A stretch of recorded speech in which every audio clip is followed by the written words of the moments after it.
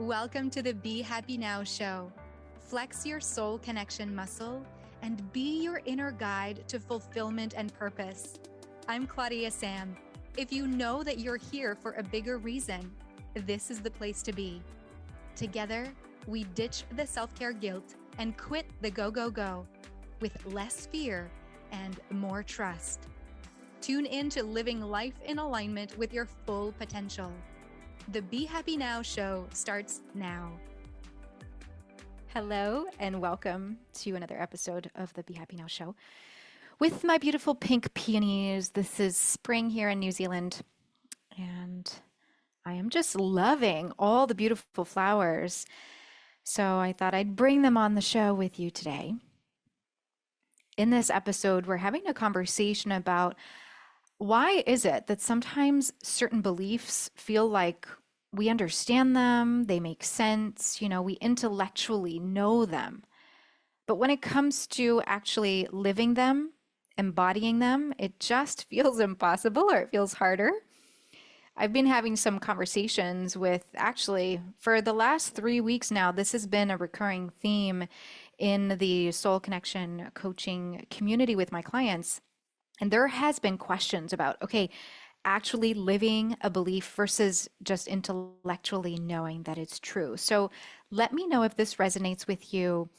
Things like, for example, living the belief that ease and fun are foundational for success, that living in alignment for you, it makes sense. It gets to come from what's joyful, from what feels easy and not forceful. But then you intellectually know it's true, you just don't fully live it yet. Or example like living the belief that you're the master of your time, that time can expand for you when you decide what becomes important and priority for you and what doesn't. If you look at your schedule to know whether you're available for something or not, and that might be an indication that, that it can be different, but somehow the dots aren't fully connecting 100%. Another example, if you want to live the belief of, I don't care what other people think. There's a difference between actually it being something you understand and it makes sense to not give your power away to other people, but actually living it, right? It might feel like it's not something that's fully yet fitting for you. Like knowing that when other people judge you, it's their problem, it's their limited perspectives, it's their piece that is being thrown off track and out of whack and not yours. Maybe you think it makes sense that you are meant to get what you want. Ultimately, yes, I'm meant to get what I want. Oh, but acting from that place of getting what I want, acting from this energy of innate worthiness to feel like a success versus it's an understanding. It kind of makes sense that, you're meant to get what you want. And ultimately, maybe somewhere down the line, you're not letting yourself make decisions in alignment with that. For example, it could be that you want some support, like coaching, for example. You want to invest in yourself, or that for other people, it's possible to get what they want, get results of, building their business, for example. And for some people, they want to build their business. They want to utilize their creative power. If you're like most of the people in my community, you may have this bubbly, creative energy inside of you, and you're yearning to make a positive impact in the world. And so perhaps you understand that, yes, you're meant to get what you want, but to actually make an investment in yourself and get coaching support to help you get what you want, maybe you're letting circumstances lead the way. Maybe you're saying, oh, I'm going to wait until this project finishes, or until I get this certification, or until X amount of money comes into my account, whatever it is. There's a distinction between intellectually knowing that this belief is true versus living it. Does that resonate at all? Let me know. Comment on this video or send me a DM on Facebook or on Instagram. Let me know, what is that for you? Where is it that you may feel like, oh, I intellectually know that this is true, but I'm not really fully living it? I'd love to hear, because maybe there's another example I haven't listed there that's yours. I wanted to share, so we are going to talk about why. Why is this a thing? What has there be a disconnect? First, I would love to share what A Course in Miracles says on knowledge. And I'm going to read a few lines here, and then I'm going to tell you what it means in other words, okay? A Course in Miracles says, to know is to be certain. Uncertainty means that you do not know. Knowledge is power because it is certain. Is strength. Perception is temporary. As an attribute of the belief in space and time, it is subject to either fear or love. Perception, that is. Misperceptions produce fear, and true perceptions foster love. But neither brings certainty because all perception varies. That is why it is not knowledge. True perception is the basis for knowledge, but knowing is the affirmation of truth and beyond all perception. I'm going to say that last one again. True perception is the basis for knowledge, but knowing is the affirmation of truth and beyond all perceptions. In other words, intellectual knowledge of the ego mind is different than knowledge of God, the universal power of love that comes from source of all that's good and true.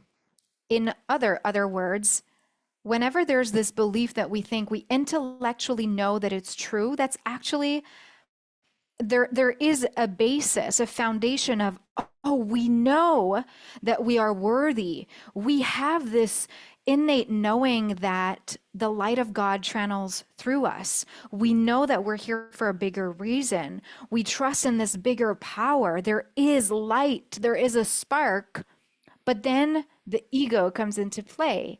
The mind creates perceptions of what's possible, perceptions of what's not possible, based on the perception of the ego mind. And that is very limited. Like A Course in Miracles says, perception is an attribute of the belief in space and time. It is subject either to fear or to love. And so when there is this perception that things can be different for us, it can be from a foundation of fear, as in, for example, I can only start my business and I can only really put myself out there and start to say yes to what uplifts me. Is the possibility of the perception that what's possible for you doesn't require any conditions, because you are this light that channels through you. You are part of this source of love. You are innate worthiness. And therefore, the perception that you can get what you want can come from the foundation of love.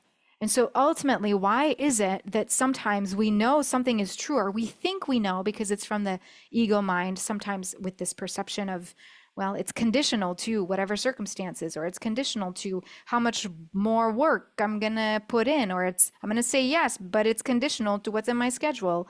Like, ultimately, why is it that sometimes we think we know something, but we're not embodying it? It's because there's this huge disconnect, and we think that connecting with God has to be outside of us. We think that in order to reach a certain level of success, we actually have to do that. Reach for it. Aim farther away.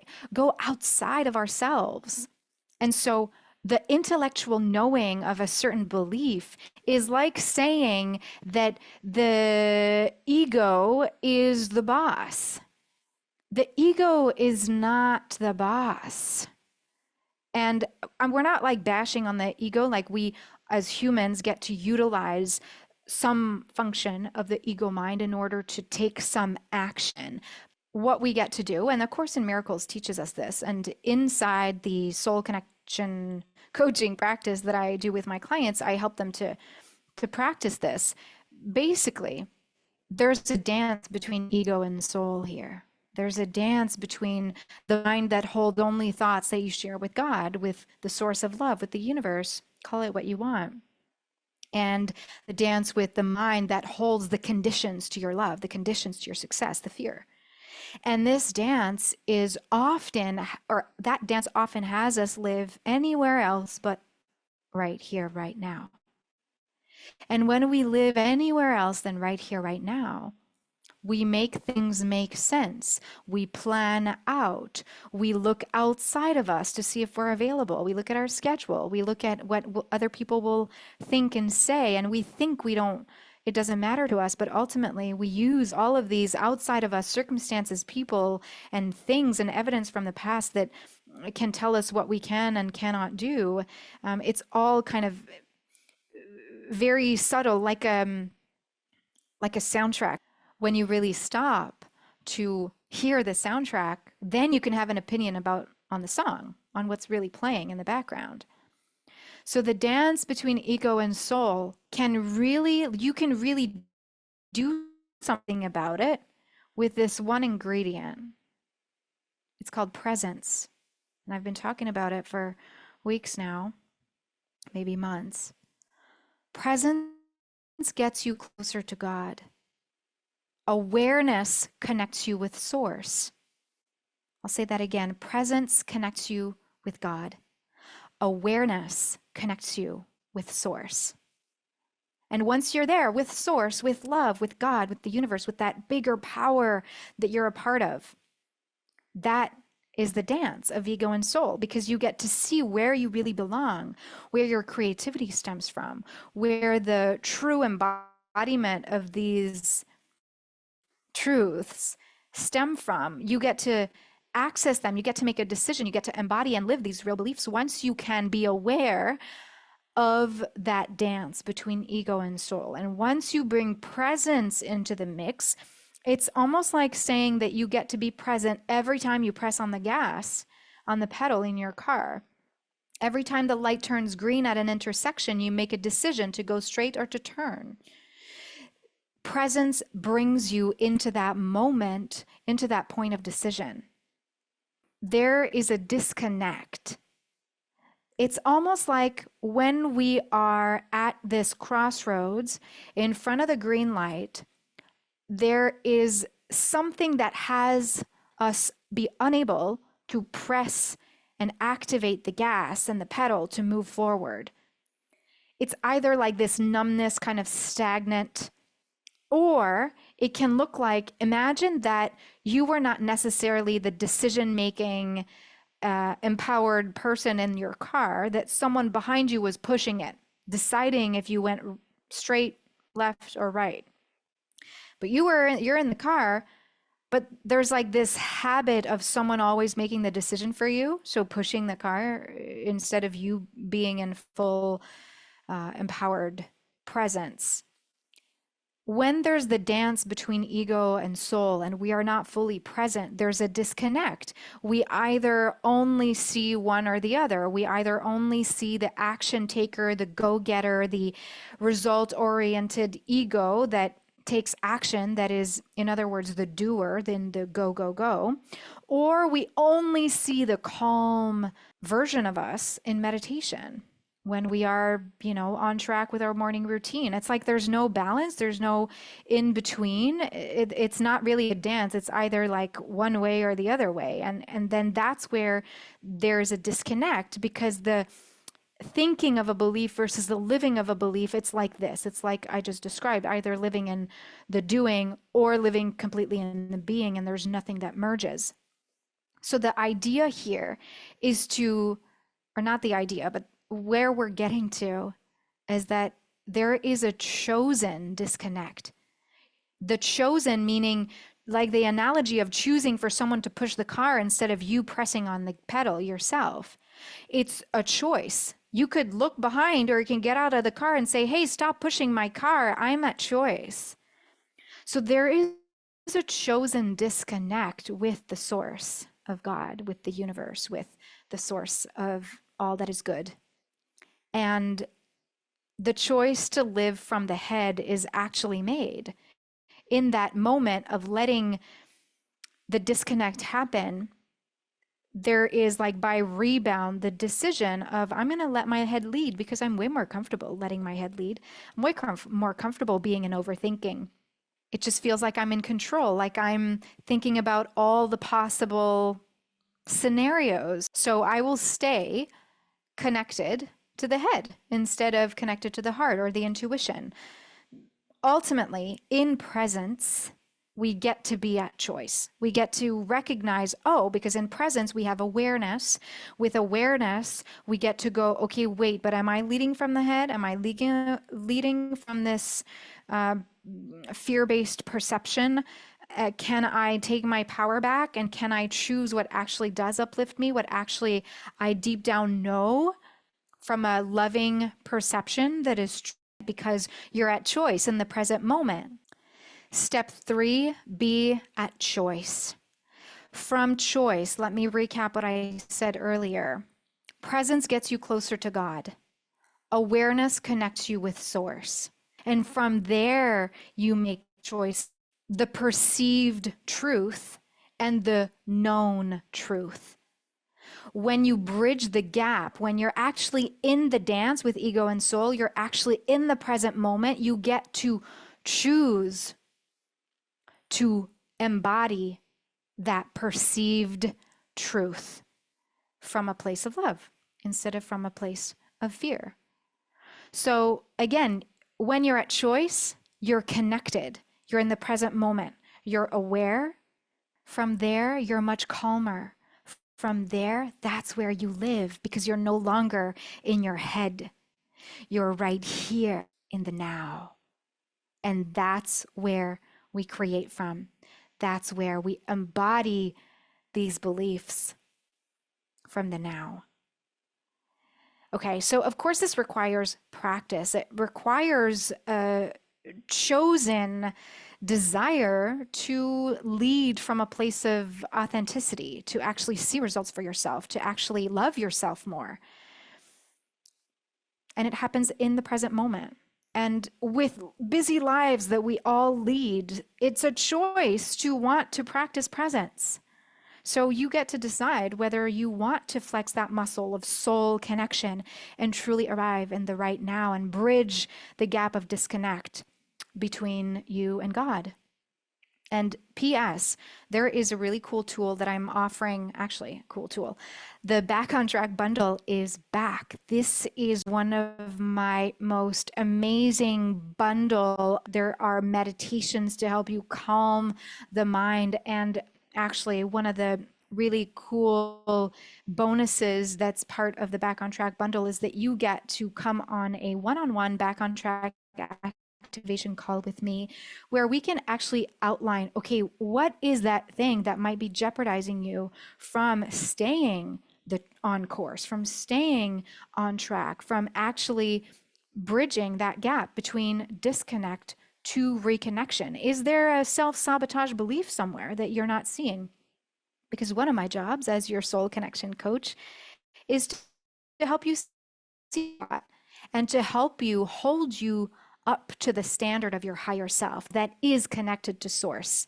So just that in itself is valued at $250, and the whole bundle with 15 resources is valued at $1,000. And for the next few days, when you listen to this episode, if you're one of the first who gets it, you can grab your bundle for $100, and every day for 2 hours, the price will increase all the way up to $333. So if you want to be able to shift your energy fast, calm your mind, get into the present moment, and just dip your toes into the waters of coaching, then this might be a perfect opportunity for you. And it would be my honor to be on a heart-to-heart with you. So thank you so much for being here. Let me know your thoughts. Again, one of my first invitations was to let me know, what is a belief for you that you feel like you intellectually know that it makes sense, but that you might not yet be living to your full, innate, non-negotiable, worthy self? I'd love to hear from you. Either comment on this video or send me a DM on Facebook or Instagram. Okay, I'll see you next time. For the Back on Track bundle, the links are all in the show notes. Okay, bye, friend.